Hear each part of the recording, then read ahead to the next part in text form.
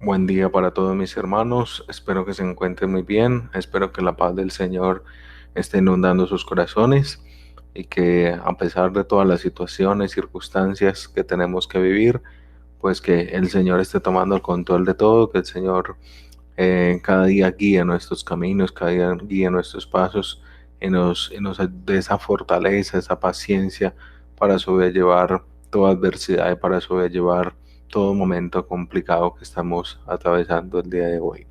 Yo le pido que por favor entonces vamos a inclinar nuestros rostros al Señor, vamos a orar, vamos a pedir que su Santo Espíritu nos dirija, nos asista en este tiempo, que sea un tiempo de mucha bendición, que sea un tiempo de mucha edificación, que sea un tiempo donde la palabra de Dios toque nuestros corazones, donde nos ministre, nos enseñe y cada día nos revele el Padre su voluntad, su propósito, su plan para cada uno de nosotros. Padre, en el nombre maravilloso de Jesús, aquí estamos delante de tu presencia para darte infinitas gracias, Señor Dios, por tu bondad, por tu fidelidad. Gracias damos a ti, Señor Dios, porque tú has sido fiel, porque tú has sido soberano, tú has sido, Señor, generoso con nosotros, a pesar de que hemos sido malos, a pesar de que no hemos actuado conforme a tu amor y tu misericordia. Tu amor siempre ha persistido para con nosotros, Señor. Te pedimos en el nombre maravilloso de Jesús que cada día, Señor, podamos ser como la luz de la aurora que va en aumento hasta que el día es perfecto. Que cada día podamos avanzar a la estatura del varón perfecto que es Cristo. Asimismo, Señor Dios, que podamos ser fructíferos, que podamos, Señor Dios, no solamente evidenciar el carácter de Cristo en nuestra vida, sino también poder mostrárselo a otros, poder enseñarle a otros, Señor, el camino de la salvación, el camino de la vida, Señor. También queremos orar de una forma muy especial por la vida, Señor Dios, de nuestro hermano Fernando, por la vida de su familia, Padre, que en este momento están atravesando por un dolor bastante grande. Oramos, Señor, para que tú los consueles, para que tu mano esté con ellos, Señor, alentándoles, sea llenando todo vacío que hay en su corazón, Señor. Padre maravilloso, que día tras día, Señor Dios Todopoderoso, tú permitas, Padre mío, que ellos estén tranquilos, que ellos estén confiados en ti, Señor. Padre maravilloso, para la gloria y la honra de tu santo nombre. Gracias damos a ti, maravilloso Rey. Amén y amén.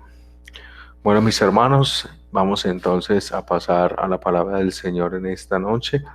Es un mensaje más doctrinal, pero un mensaje que es muy pertinente para nuestra vida cristiana, para que entendamos cuál es el rol o cuál es la función que también tenemos que cumplir dentro de la iglesia como sacerdotes y como hijos de Dios, por supuesto. Entonces, el título de la prédica para este día es el sacerdocio universal de todos los creyentes. Es una realidad en la Biblia de que ahora que estamos en Cristo, pues nosotros de alguna manera somos partícipes de ese ministerio sacerdotal que originalmente pues estaba destinado para unas cuantas personas, pero que ahora Dios en su gracia y en su infinita misericordia ha permitido que todos sus hijos sean partícipes de ese ministerio. Entonces, la idea de esta enseñanza es que podamos entender en qué consiste el ministerio sacerdotal, entender también el sacerdocio de Cristo, por supuesto, y finalmente entender qué es lo que espera Dios de nosotros como sacerdotes, ¿cierto? Porque si tenemos ese ministerio, si Dios ha permitido que nosotros podamos desempeñarnos en ese rol, es porque Él obviamente está esperando algo de nosotros. Bueno, y eso es lo que también vamos a mirar en esta oportunidad. ¿En qué pasaje vamos a centrar, digamos, toda nuestra enseñanza? En Primera de Pedro, capítulo 2, versículos del 5 al 9. Entonces, aquí tengo el pastelito, dice así la escritura. Versículo 5. Vosotros también, como piedras vivas, sed edificados como casa espiritual y sacerdocio santo, para ofrecer sacrificios espirituales aceptables a Dios por medio de Jesucristo. Por lo cual también contiene la escritura: He aquí, pongo en Sión piedra del ángulo, escogida, preciosa, y el que creyere en él no será avergonzado. Para vosotros, pues, los que creéis, él es precioso. Pero para los que no creen, la piedra que los edificadores desecharon ha venido a ser la cabeza del ángulo, y piedra de tropiezo y roca que hace caer, porque tropiezan en la palabra siendo desobedientes, a lo cual fueron también destinados. Entonces aquí hay un subtítulo pequeño que dice el pueblo de Dios. Dice, mas vosotros sois linaje escogido, real sacerdocio, nación santa, pueblo adquirido por Dios, para que anunciéis las virtudes de aquel que os llamó de las tinieblas a su luz admirable. Entonces, como podemos ver, el pasaje en dos oportunidades habla acerca del sacerdocio de los creyentes. La primera mención la podemos encontrar aquí en el versículo 5, donde la Biblia dice, vosotros también como piedras vivas sed edificados como casa espiritual y sacerdocio santo. Y dice, para ofrecer sacrificios espirituales aceptables a Dios por medio de Jesucristo. Es la primera mención. Y la segunda mención, que es un pasaje muy conocido, pasaje que utilizan mucho los creyentes modernos, dice, mas vosotros sois linaje escogido, real sacerdocio, nación santa, pueblo adquirido por Dios, para que anuncie las virtudes de aquel que os llamó de las tinieblas a su luz admirable. Entonces está claro de que el sacerdocio es algo que Dios le ha concedido a todos los creyentes, al igual que el Señor también nos ha hecho parte de un linaje escogido, de un real sacerdocio. O sea, en otras palabras, nos ha hecho parte también de su gobierno, de su reinado. De alguna manera, pues eso va a tener pleno cumplimiento en el reinado de Cristo. Sin embargo, hay que tener cuidado porque hay personas que interpretan mal esos pasajes y entonces entienden que como nosotros somos hijos de Dios y somos hijos del Rey, entonces el Rey nos tiene que dar todo lo que nosotros queramos y entonces tenemos que ser ricos y entonces no nos podemos enfermar. Y lastimosamente este es uno de los pasajes que se ha utilizado mal para enseñar justamente ese tipo de doctrinas o ese tipo de evangelio de la prosperidad. Entonces, la idea de nosotros en esta enseñanza es enfocarnos qué es lo que Dios nos quiere mostrar acerca del sacerdocio de los creyentes y cuáles son nuestras responsabilidades, porque todo privilegio demanda una gran responsabilidad.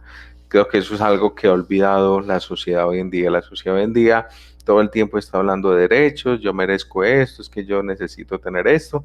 Sin embargo, no somos conscientes de cuál es el deber. O sea, si el Señor nos ha concedido a nosotros grandes privilegios, si el Señor nos ha concedido a nosotros cosas que otras generaciones no pudieron tener, con seguridad que la demanda que recae sobre nosotros es mayor que la que tuvieron ellos. Muy bien, entonces lo primero que vamos a mirar, o lo primero que vamos a explorar en esta enseñanza es en qué consiste básicamente el sacerdocio en términos generales. ¿Qué significa el sacerdocio en términos generales?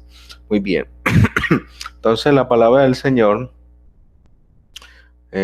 sobre todo en el hebreo, hay una palabra muy particular que se utiliza para los sacerdotes, era la palabra hebrea Cohen.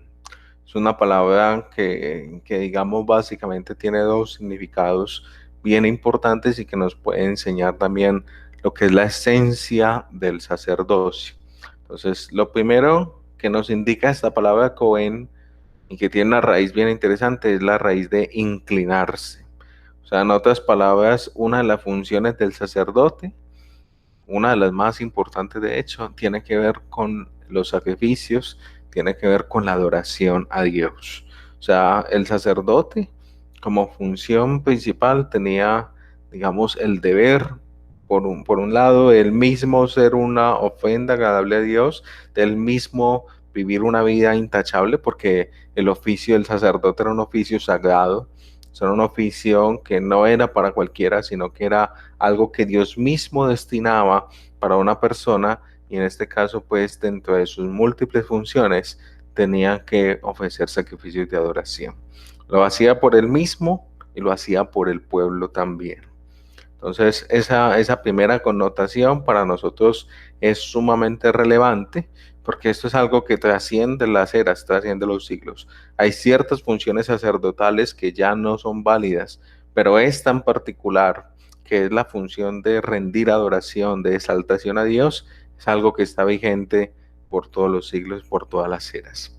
La otra connotación que tiene esta palabra hebrea Cohen es la connotación de estar delante de. Y esa yo creo que es una de las connotaciones bien importantes del sacerdocio. porque el sacerdote era un representante.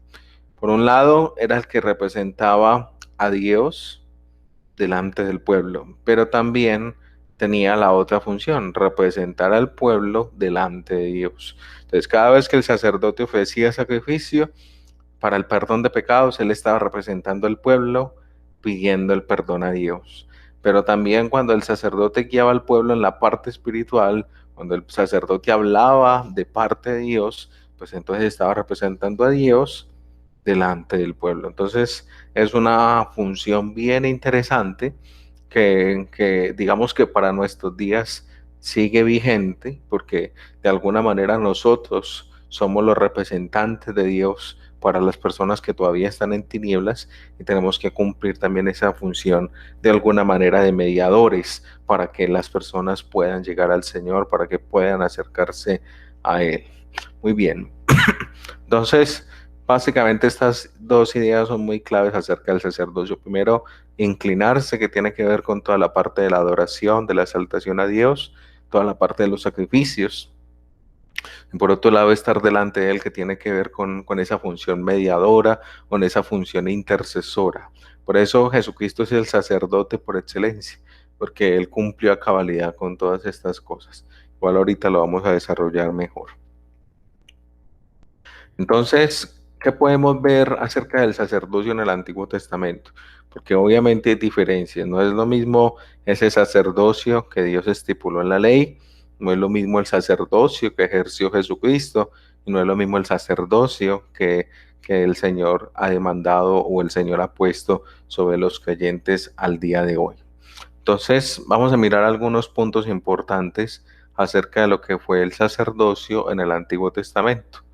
Primero que todo, antes de que existiera la ley, los patriarcas ejercían funciones sacerdotales. Recuerden que la ley vino con Moisés y se estableció en el monte Sinaí, pero antes de eso estuvo Abraham, estuvo Jacob, estuvo Isaac, todos los patriarcas, y ellos ejercían funciones sacerdotales. ¿Cómo así, pastor, que ellos ejercían funciones sacerdotales? Sí, porque ellos levantaban altares, ellos ofrecían sacrificios a Dios, y todo eso lo hacían cumpliendo un rol que todavía no se había establecido acorde pues con la ley. O sea que antes de que existiera la ley ya existía como tal la función sacerdotal. Eso por un lado. Por otro lado tenemos que el sacerdocio levítico era elegido por Dios y no por autoelección. O sea, no era que las personas decían, ah, yo quiero ser sacerdote. No. Recuerden que el primer sumo sacerdote, acorde con la ley, que el Señor escoge es Aarón, el hermano de Moisés. Y a partir de ahí se establece que toda la descendencia de Aarón, que era de la línea de Leví, de la tribu de Leví, iba a ser sacerdotal.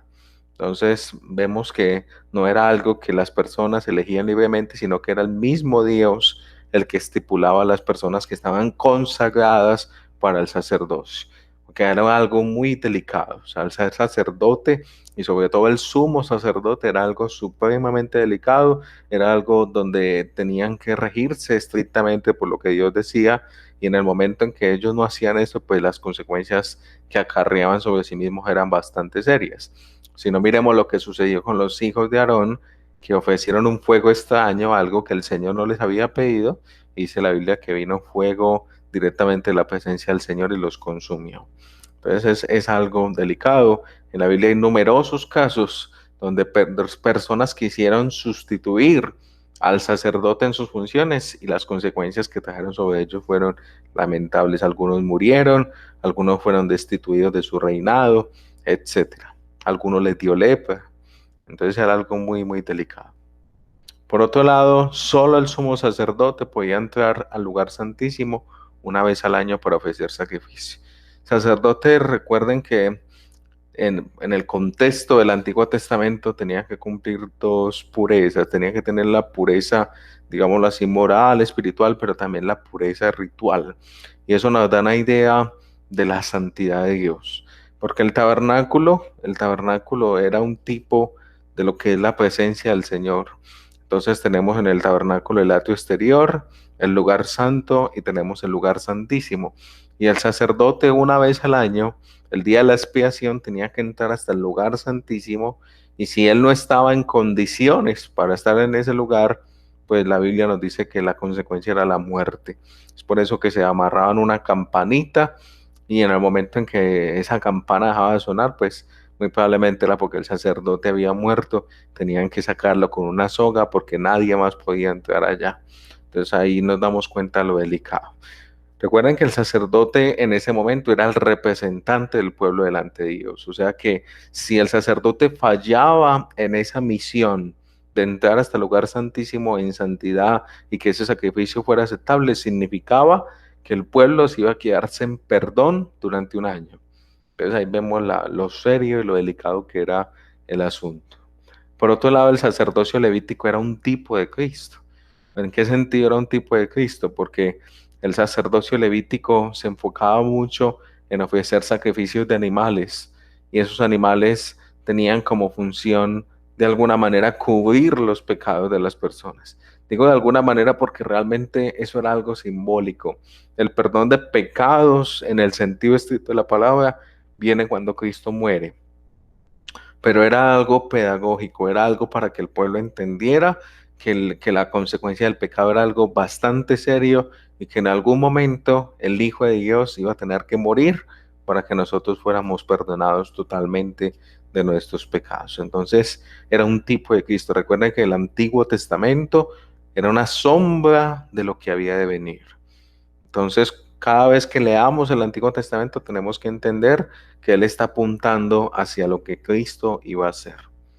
Y finalmente, respecto a este asunto del sacerdocio en el Antiguo Testamento, tenemos que al partirse el velo en dos, en el libro de Mateo podemos ver eso, Dios indicó que el sistema de sacrificios de animales había terminado. Cuando Cristo murió en la cruz, la Biblia dice que el velo se rasgó en dos. ¿Y qué significaba que el velo se rasgó en dos? Que ahora nosotros los hombres teníamos acceso a la presencia de Dios por medio de Cristo. ¿Por qué? Porque la Biblia dice que Él es el sacrificio perfecto, Él es el sacrificio sin mancha, sin arruga, y por medio de ese sacrificio entonces somos aceptables, no por nuestra justicia, no por nuestros méritos, sino por los méritos de aquel que murió por la vida de cada uno de nosotros. Entonces ahí queda, digamos, a grandes rasgos explicado lo que es el contexto del sacerdocio en el Antiguo Testamento. Vamos a enfocarnos ahora a mirar algunas cosas de lo que es el sacerdocio de Cristo, porque recordemos que Él es nuestro sumo sacerdote.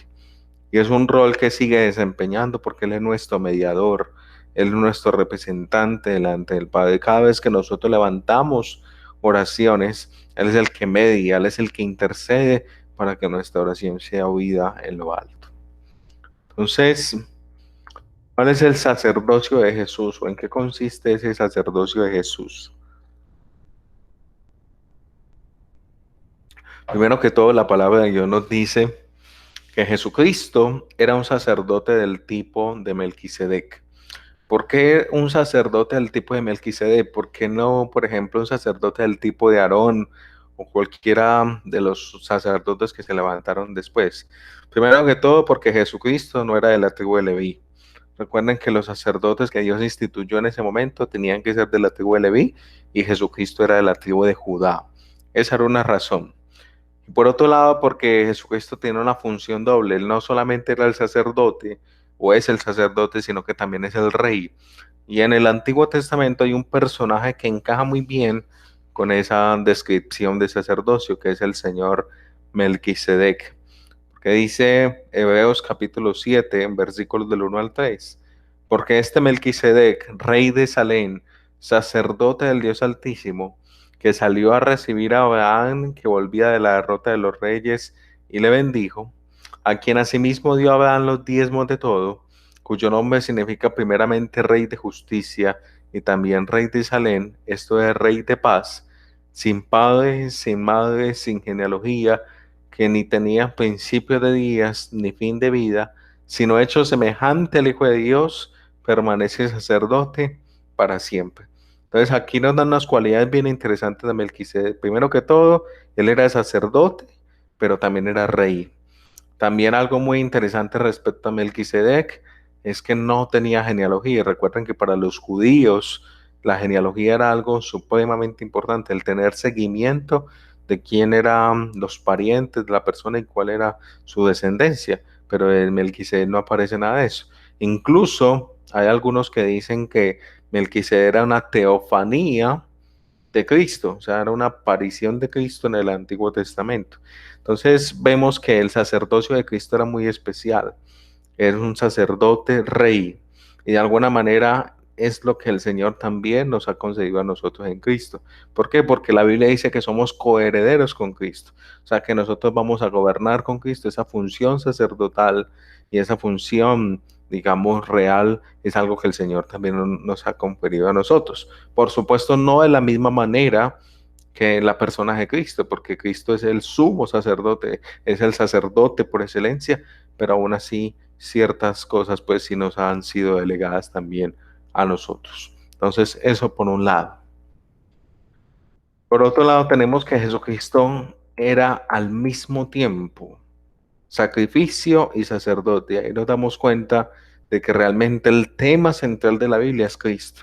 Desde el principio, desde el Génesis hasta el Apocalipsis, nos están hablando de Cristo de alguna manera. O nos lo dicen de forma directa o de forma indirecta, pero Él está presente en todo. Y vemos que Cristo hizo las dos cosas. O sea, Él fue el que ofreció el sacrificio, pero Él mismo era el sacrificio. Entonces lo vemos aquí en Hebreos capítulo 7, versículos 26 al 27. Porque tal sumo sacerdote nos convenía, santo, inocente, sin mancha, apartado de los pecadores y hecho más sublime que los cielos, que no tiene necesidad cada día, como aquellos sumos sacerdotes, de ofrecer primero sacrificios por sus propios pecados y luego por los del pueblo, porque esto lo hizo una vez para siempre, ofreciéndose a sí mismo. Como sabemos, Cristo fue hombre en todo el sentido de la palabra, fue Dios en todo el sentido de la palabra, es lo que llamamos la unión hipostática. Sin embargo, en su condición de hombre nunca pecó, él fue perfecto, fue intachable en todos sus caminos, y por eso es el sumo sacerdote por excelencia, porque como podemos ver en el texto, los sacerdotes que tenían que hacer, siendo hombres que tenían sus debilidades, que tenían sus pecados, ellos tenían que ofrecer sacrificios por ellos mismos para poder ser aceptables y poder ofrecer sacrificio por el pueblo. Sin embargo, en el caso de Cristo, como él era sin mancha, sin arruga, entonces él pudo ofrecer sacrificio por nosotros, pero el sacrificio era él mismo. Porque no había otra ofrenda más grande, no había otra ofrenda más sublime que se pudiera ofrecer sino él mismo. De hecho, la palabra de Dios nos lo dice claramente en Isaías 53, dice, mas él molido fue por, herido fue por nuestras rebeliones, molido fue por nuestros pecados. Dice, el pecado, o más bien el castigo de nuestra maldad fue sobre él, y por sus llagas hemos nosotros sido curados. Y si nosotros nos vamos a Apocalipsis capítulo 4, se nos muestra de que no había otro digno, o sea, de que no había otro digno de haber los reyes, solamente el Cordero de Dios, que es Cristo, que es el único aceptable para cumplir, digamos, o saciar la justicia del Padre. Muy bien, entonces vemos que Cristo era al mismo tiempo sacrificio y sacerdote. También vemos que Jesucristo ofreció un sacrificio perfecto. Nosotros no podemos añadirle nada más al sacrificio que Cristo hizo, porque ese sacrificio fue una vez y para siempre. Y cuando nosotros queremos añadirle obras, lo que estamos es insultando o menospreciando lo que Cristo hizo. Lo que Él hizo fue suficiente. Que nosotros debemos corresponder con buenas obras, que por ese amor que sentimos por nuestro Dios tenemos que vivir una vida o tratar de vivir una vida intachable, claro que sí, pero esas obras de ninguna manera van a añadirle a lo que ya Él hizo por la vida de cada uno de nosotros. En Hebreos capítulo 9, versículo 11 al 12 dice, pero estando ya presente Cristo, sumo sacerdote de los bienes venideros, por el más amplio y más perfecto tabernáculo, no hecho de manos, es decir, no de esta creación. Está hablando de que Cristo ofreció sacrificio no para el tabernáculo humano, sino para el tabernáculo que estaba en los cielos, para la misma morada de Dios. Le dice, y no por sangre de machos cabríos ni de becerros, sino por su propia sangre, entró una vez para siempre en el lugar santísimo, habiendo obtenido eterna redención. Como el sacrificio de Cristo es perfecto, siendo hombre y siendo Dios, ese sacrificio tiene el potencial de perdonar infinidad de pecados. Por eso cada persona que se acerca a Cristo, cada persona que se acerca a Dios con un corazón contrito y humillado, el Señor lo puede perdonar porque ya Cristo pagó por los pecados de todos aquellos que voluntariamente hemos aceptado ese sacrificio. Por supuesto que el sacrificio de Cristo tiene el potencial de perdonar cualquier pecado. Sin embargo, infortunadamente sabemos que la Biblia misma nos lo dice, muchos van a amar más las tinieblas que la luz, van a preferir más bien vivir en su maldad y no arrepentirse de su pecado. Lo que sí queda claro en la Escritura es que el pecado más grande que nosotros podamos cometer es rechazar la gracia de Dios que ha sido derramada en Cristo Jesús. Cuando nosotros rechazamos al Señor, cuando rechazamos la cruz, cuando rechazamos esa preciosa sangre que fue derramada, estamos cometiendo el pecado más grande. Porque es el único medio por el cual nosotros podemos ser salvos, que es a través de la persona de Jesucristo. Entonces vemos que Jesucristo ofreció un sacrificio perfecto. ¿Y cuál fue el sacrificio? El mismo. Por otro lado, y para terminar este ítem, el sacerdocio de Jesús. Jesucristo es el eterno mediador entre Dios y los hombres. Recuerden que cuando comenzamos esta enseñanza decíamos que una de las funciones del sacerdote era estar delante de. Entonces Jesucristo es el mediador que todo el tiempo está delante del Padre. Por eso oramos en el nombre de Jesús. Por eso cada vez que clamamos al Padre siempre invocamos el nombre de Jesús, porque Él es nuestro sacerdote, Él es nuestro intercesor, que nunca se cansa, que nunca deja de interceder por nosotros. Él siempre está ahí para que nuestras oraciones sean aceptables. Y dice la palabra del Señor en 1 Timoteo capítulo 2, versículo 5. Dice, porque hay un solo Dios y hay un solo mediador entre Dios y los hombres, que es Jesucristo hombre. No hay nadie más que pueda sustituir, que pueda reemplazar lo que Cristo hace. En algunas religiones, particularmente la Iglesia Católica, se quiere añadir otros mediadores como María, incluso a los santos también, pero la Biblia es clara en decirnos que solamente a través de Jesucristo. Cristo es el único mediador y no es necesario nada más para que nosotros podamos ser aceptables delante del Señor. Por eso la Biblia dice que por medio del sacrificio de Cristo tenemos amplia y generosa entrada al reino de los cielos. Por medio del sacrificio de Jesucristo podemos entrar confiadamente al trono de la gracia. Por eso el velo que había en el templo se rasgó, porque ahora nosotros tenemos esa libertad, no por nuestros méritos, sino por los méritos de Cristo. Entonces, es clave que nosotros podamos aprovechar esa libertad que tenemos de acercarnos a nuestro Padre, porque ya Cristo nos abrió el camino. Lamentablemente a veces por nuestra pereza, por nuestra apatía, no vamos directamente al Señor y tal vez queremos que otros vayan por nosotros, pero yo creo que si uno tiene la oportunidad, tiene la capacidad de poder acercarse a Dios directamente, ¿por qué tenemos que mandar a otros si yo puedo ir directamente delante de mi Señor? Entonces, vamos a mirar a continuación en qué consiste el sacerdocio de los creyentes. Aquí quiero ser muy enfático y sobre todo quiero ir muy al grano acerca de qué es lo que Dios está esperando de nosotros como sacerdotes, porque de verdad que es un privilegio grande el que tenemos, pero un privilegio que muchas veces no sabemos valorar. En primer lugar, algo que es clave y es que todos los verdaderos creyentes han sido santificados. O sea, la Biblia nos dice a nosotros que en el momento que llegamos a Cristo, en el momento en que renunciamos a nuestra vida de pecado, el Señor nos ha santificado, nos ha apartado, nos ha llamado con un propósito especial. Porque eso es lo que significa la palabra santo, apartar para un propósito especial. Y de hecho la Biblia nos llama santos no porque nosotros lo merezcamos, no porque tengamos nuestras mejores obras, sino porque la justicia de Cristo nos ha sido transferida a nosotros. Y solamente por el hecho de que la justicia de Cristo ahora esté sobre nosotros, por eso es que nosotros somos santificados también.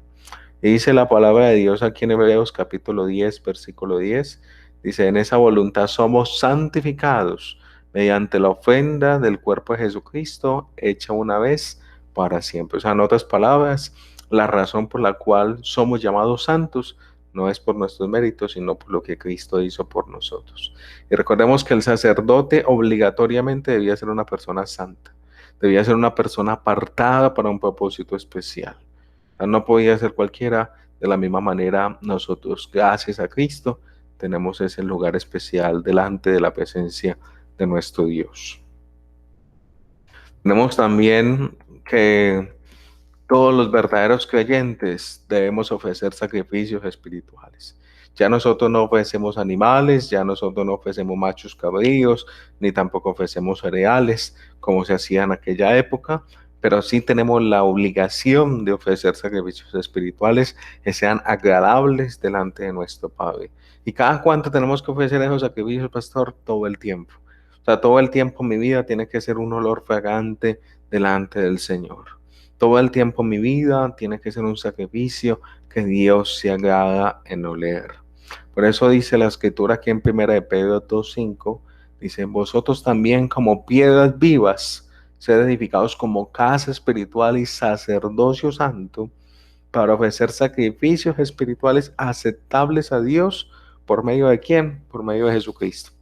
Si quitamos a Cristo, ya esos sacrificios pierden todo valor. Pero gracias a la persona de Cristo, gracias a su perdón, gracias a su justificación, es que nosotros todo sacrificio que ofrecemos a nuestro Padre es aceptable delante de Él. En Romanos capítulo 12, versículo 1 dice la Escritura, así que, hermanos, os ruego por la misericordia de Dios, que presentéis vuestros cuerpos en sacrificio vivo, santo, agradable a Dios, que es vuestro culto racional. Ese culto racional que menciona Pablo queda a entender que es algo que nosotros debemos hacer de forma espontánea, que es algo que nosotros debemos hacer de forma natural. El sacrificio a Dios, la adoración a Dios, todo lo que nosotros hagamos para Dios debe ser algo que debe fluir desde nuestro corazón, que debe ser movido por el amor, que debe ser movido por la gracia que el Señor ha derramado sobre nosotros. No es algo que nosotros hagamos de forma rutinaria, no es algo que hagamos simplemente porque lo tenemos que hacer, sino porque es algo que nace de nuestro corazón. Y miren lo que Pablo enfatiza acá. Dice que nosotros vamos a presentar nuestros cuerpos. ¿Por qué nuestros cuerpos? Porque la Biblia dice que el cuerpo ahora es el templo del Espíritu Santo de Dios. De manera que a través de nuestros cuerpos, a través de guardarnos del mal, a través de guardarnos de la iniquidad, es que nosotros estamos glorificando a Dios y estamos ofreciendo un sacrificio que es vivo, que es santo y que es agradable conforme al deseo y conforme a la voluntad de nuestro Padre. Por otro lado, también tenemos que todos los verdaderos creyentes somos embajadores de Dios. Recuerden que una de las funciones del sacerdote era representar a Dios delante del pueblo. Y nosotros como creyentes tenemos la función de representar a Dios delante de este mundo que está caído, que está en tinieblas. Por eso dice en 1 de Pedro capítulo 2, versículo 9, dice, mas vosotros sois que linaje escogido, sois real sacerdocio, nación santa, un pueblo que ha sido adquirido por Dios, porque es que nosotros ya no nos pertenecemos a nosotros, nosotros hemos sido comprados con un precio de sangre, y por ese precio de sangre es que nosotros ahora le pertenecemos a Dios y vivimos para Dios. Pero entonces, ¿para qué fuimos comprados? ¿Para qué fuimos santificados? ¿Para qué hemos sido trasladados al reino del amado Hijo de Dios? Dice, para que anunciemos las virtudes de aquel que os llamó de las tinieblas a la luz admirable. O sea, en otras palabras, a nosotros nos han llamado, nos han trasladado, nos han santificado, nos han hecho sacerdotes para que ahora nosotros llevemos el mensaje de reconciliación a aquellos que en este momento son enemigos de nuestro Dios. Recuerde que la Biblia dice que cuando una persona está fuera de la voluntad del Señor es enemiga de Dios. Pero en el momento que nosotros compartimos el Evangelio, en el momento que nosotros confrontamos el pecado, en ese momento estamos dando la posibilidad de que esa enemistad se quite y que puedan esas personas ser ahora amigas, hijas de Dios, por medio del sacrificio precioso de Cristo. Entonces, mis hermanos, eso quería compartirles el día de hoy. Espero que el Señor sea hablando a sus corazones, que el Señor sea ministrando sus vidas, que el Señor permita que nosotros podamos cumplir ese rol sacerdotal. Ya entendimos cómo se manejaba en el Antiguo Testamento, ya entendimos cómo Cristo es nuestro sumo sacerdote y cómo nosotros también ahora cumplimos ese rol sacerdotal y tenemos una responsabilidad muy seria delante de nuestro Dios. Oremos entonces al Padre. Gracias te damos a ti, Señor, por darnos la oportunidad, por darnos el privilegio de estar aquí delante de tu presencia en esta hora. Gracias, Señor Dios, porque tú nos has librado, nos has guardado de toda clase de males, Señor. Te pedimos en el santo nombre de Jesús, Padre maravilloso, que tu palabra hable a nuestros corazones. Padre, que nosotros, Señor, entendamos que tú nos has llamado, Señor, a ser sacerdotes. Nos has llamado, Señor, a ser representantes tuyos. Nos has llamado, Señor Dios, con una vocación santa. Padre, para que llevemos este mensaje de luz y de salvación a aquellos que viven en tinieblas, Señor. Yo te pido en el nombre que es sobre todo nombre, que nosotros, Señor Dios, seamos sensibles, seamos, Señor, esos vasos útiles, esos vasos de honra que tú puedas usar para tu gloria, Señor. Padre, que no seamos negligentes, que no seamos apáticos, Señor. Padre, que seamos entendidos, que podamos escuchar tu palabra y poder ponerla no por obra, Señor. Oh Dios de los cielos, yo te pido que bendigas cada hogar, cada familia que está escuchando este mensaje hoy, Señor. Te pido en el nombre de Jesús que seas bendiciendo nuestra entrada, nuestra salida, nuestro levantar y nuestro acostar. Que día tras día, Señor, nos fortalezcas en nuestras debilidades y nos permitas aferrarnos más a ti, Señor Dios, porque sabemos que apartados de ti no podemos hacer absolutamente nada. Te bendecimos y te glorificamos, maravilloso Señor, para la gloria de tu santo nombre. Amén y amén. Mis hermanos, que el Señor les bendiga y les guarde. El Señor haga resplandecer su rostro sobre ustedes y que pongan ustedes de su paz. Dios les guarde a todos. Muchas gracias.